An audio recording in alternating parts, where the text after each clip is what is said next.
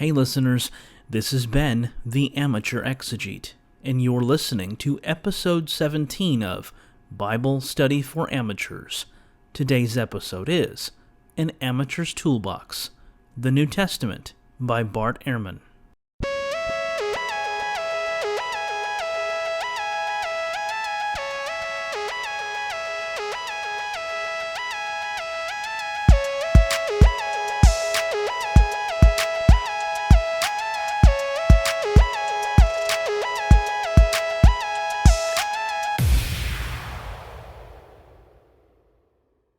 Last week, we looked at Michael Coogan's introductory textbook on the Hebrew Bible published by Oxford University Press. Today, I want to look at another introductory textbook published by OUP, The New Testament, a historical introduction to the early Christian writings, by Bart Ehrman.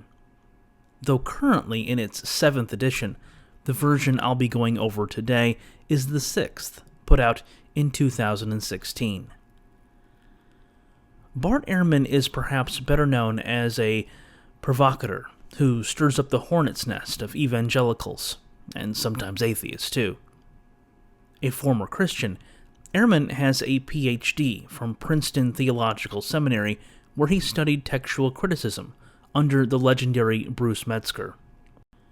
In addition to this text, Ehrman has written both scholarly monographs like The Orthodox Corruption of Scripture and Forgery and Counter-Forgery, as well as trade books like Misquoting Jesus and Lost Christianities. The New Testament is not the only textbook written by Ehrman. He also wrote another for Oxford University Press on the whole Bible.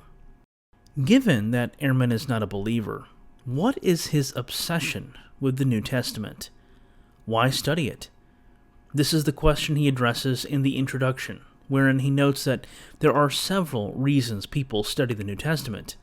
There are religious reasons, historical reasons, and literary reasons. Ehrman writes that the New Testament is the most important book in the history of our form of civilization. And he is undoubtedly correct.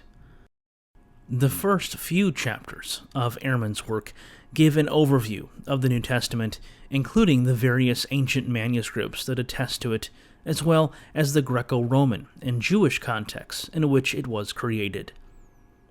Beginning with chapter 6, he turns his attention to the Gospels, looking at their genre, the synoptic problem, and more. In chapter 13, Ehrman considers other Gospels that didn't make it into the New Testament, like the Gospel of the Hebrews and the Gospel of Thomas, and others. In chapter 14, Ehrman lays out the methods used by scholars to figure out who the historical Jesus was and what he likely said. Mythicists will have lots with which to disagree, not that they ever have that problem. Chapters 16 and 17 are a consideration of Jesus as an apocalyptic prophet, a topic fleshed out more by Ehrman in his 1999 book, Jesus, Apocalyptic Prophet of the New Millennium.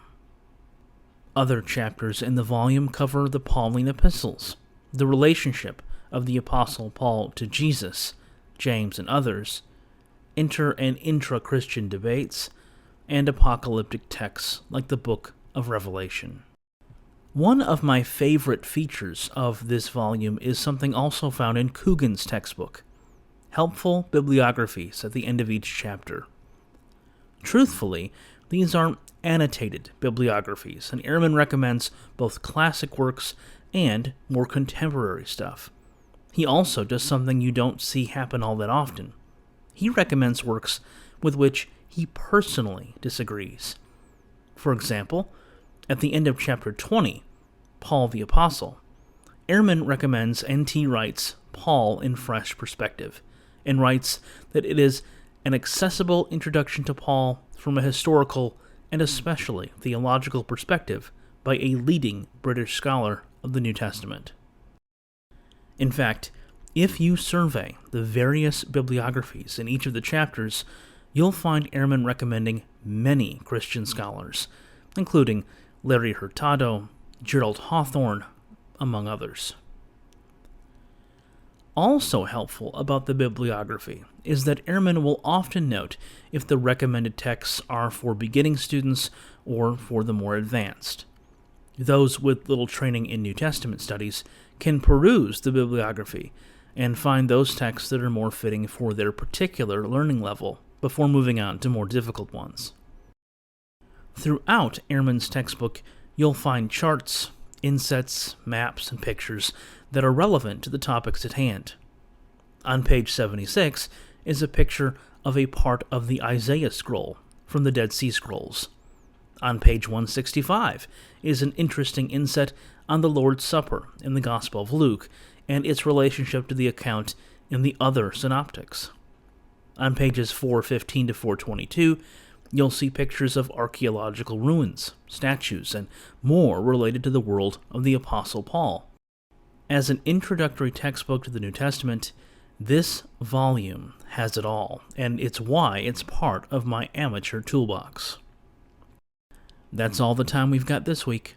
See you next time, and remember, in the words of Richard Elliott Friedman, one does not need to deny what is troubling about the Bible in order to pay respect to what is heartening. Thanks for listening.